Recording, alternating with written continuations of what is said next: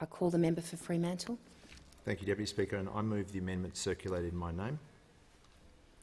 This amendment picks up the broad question of whether the newly created Minister's Priority List will be effective in dealing with some of the most harmful and most disappointingly unrecycled types of waste.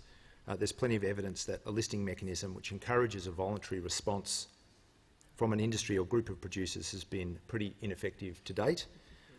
Packaging is a very good example of that, and that's why this amendment proposes to put packaging back on the Minister's Priority List from the outset.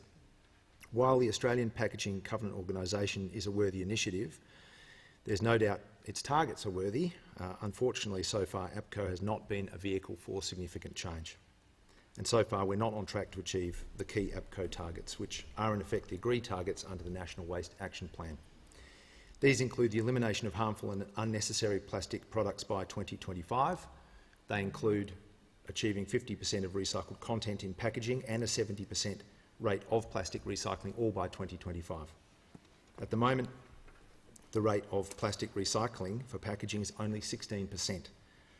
In a few months, it will be 2021. 2025 is not far away, and we should stop kidding ourselves that we're making great progress towards the 2025 targets. We're not. Deputy Speaker, APCO is effectively a voluntary scheme. To the extent that it does involve some obligations, those are supposed to be enforced through the National Environmental Protection Measures, the NEPM, but to a large extent that hasn't happened.